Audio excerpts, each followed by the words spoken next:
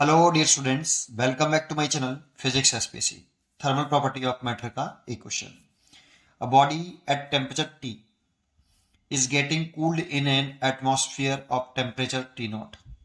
Assuming Newton's law of cooling is to be valid, which of the following graphs shows the variation of ln मतलब log T minus के T naught with time? चार graph दे रखे हैं। Solution तो according to पहले एक diagram बनाते हैं।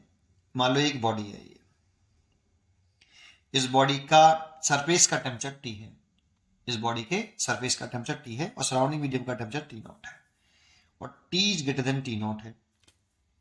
तो अकॉर्डिंग टू प्रीवोस्ट थ्योरी, जब बॉडी के सरफेस का टेम्परेचर सराउंडिंग मीडियम के टेम्परेचर से ज्यादा हो तो ये बॉडी एनर्जी रेडिएट पर सेकेंड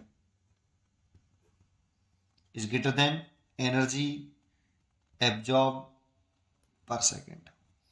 ये एनर्जी एक सेकंड में एनर्जी रेडिएट ज्यादा करेगी और एब्जॉर्ब कम करेगी। तो सोचो, अगर एनर्जी रेडिएट ज्यादा कर रही है और एब्जॉर्ब कम कर रही है तो बॉडी का टेम्परेचर टाइम के साथ घटेगा और बॉडी का टेम्परेचर टाइम के साथ घटेगा तो बॉडी में कूलिंग इफेक्ट डेवलप होगा। तो अकॉर्डिंग टू अब Newton's law of cooling, according to Newton's law of cooling, minus का dt बाई dt, ये चेंज इन टेम्परेचर हो गया, माइनस साइन लगाया है तो टेम्परेचर टाइम के साथ घट रहा है। ये रेट ऑफ कूलिंग हो गया is equal to 4 Stefan constant emissivity of the body and area of the body and surrounding medium का टेम्परेचर का क्यूब ओवर बॉडी का mass specific heat and body का टेम्परेचर किसी इंस्टेंट टाइम पर, क्योंकि time के साथ टेम्परेचर घट रहा है बॉडी का, बॉडी के सरफेस का टेम्परेचर होता है एंड सराउंडिंग मीडियम का टेम्परेचर जो कि कांस्टेंट है। ये फॉर्मूला होता है, इसे रेट ऑफ कूलिंग बोलते हैं। इसको क्या बोलते हैं? पूरे को रेट ऑफ कूलिंग। देखो, इसको कांस्टेंट मान सकते हैं हम पूरे टर्म को।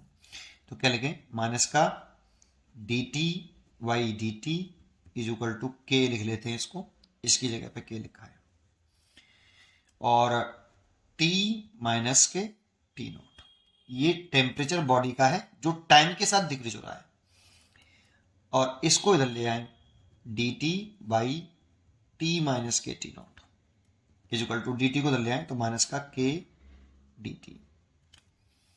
ठीक है, अब समझे। अब ये जो बॉडी है, मान लो जब ये टाइम जीरो था तब इस बॉडी का इनिशियल टेम्परेचर टी आई था। जब बॉडी रखी थी, जब टाइम जीरो था तब उस बॉडी का टेम्परेचर टी आई था सरफेस का, और सराउंडिंग का टी नॉट। किसी इंस्टेंट टाइम पर जब से टाइम बढ़ा तो बॉडी का टेम्परेचर घटेगा, किसी इंस्टेंट टाइम पर बॉडी का टेम्परेचर टी हो गया। ये इंस्टेंट टाइम टी पर है और ये टाइम जीरो पर बॉडी का टेम्परेचर टी आई है, और ये सराउंडिंग मीडियम का टेम्परेचर है। तो अगर हम इसका इंटीग्रेशन करते हैं बोथ साइड, जब टाइम जीरो था तब बॉडी का इनिशियल टेम्परेचर टी आई था, जब टाइम टी हो गया तो बॉडी का टेम्परेचर किसी इंस्टेंट टाइम पर कैपिटल टी हो गया। ठीक है, अब आगे बढ़ा लेते हैं इसको। अगर देखें इसका इंटीग्रेशन क्या, तो इसका इंटीग्रेशन होगा ln लिख सकते हो या log लिख सकते हो, log या ln। ठीक है, ln t minus K T not, और लिमिट हो गई आपकी T I to T is equal to minus का के dt का इंटीग्रेशन हो गया t और लिमिट हो गई zero to small t। Limit put कर दें तो ln पहले इस t को रिप्लेस करके capital t minus K T not minus ln t को रिप्लेस करके इनिशियल टेम्परेचर बॉडी का टी आई, ये सराउंडिंग मीडियम का temperature T not equal to minus का के टी, इस वाले फैक्टर को इधर ले आओ, ln t minus K T not is equal to minus का K T plus ln T I minus T not.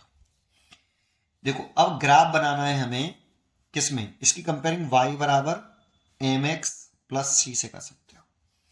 अगर हम ग्राफ बनाएं इधर लिखें टाइम और इधर लिखें ln t minus K T not, ऐसे।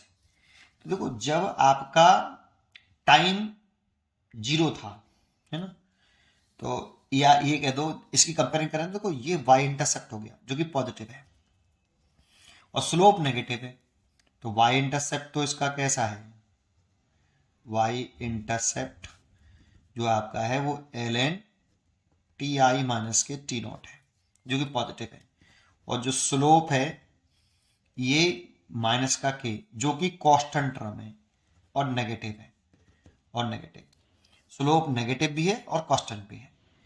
तो इसीलिए इसका ग्राफ जो बनेगा कुछ इस तरह से बनेगा बेटा, स्लोप कांस्टेंट है इसलिए स्ट्रेट लाइन आएगा और y इंटरसेप्ट पॉजिटिव है। देखो ये इनिशियल वैल्यू है आपकी, इसको ले सकते हो आप ln T I minus K T not, और किसी इंस्टेंट टाइम पर, यहाँ पर टाइम जब 0 था तो ये हो गया, किसी इंस्टेंट टाइम पर जैसे यहाँ पर टाइम t हो गया और किसी इंस्टेंट टाइम पर ये वाली वैल्यू हो गई ln T minus K T not, ये T I minus K T not है और ये इतना टी टाइम पर, तो इसका ग्राफ ये बन गया। उम्मीद करता हूँ कि आपको ये जरूर समझ में आया होगा, और इसीलिए इसका graph D choice is correct, D choice is correct. पढ़ते रहिए और खुश रहिए। Thank you.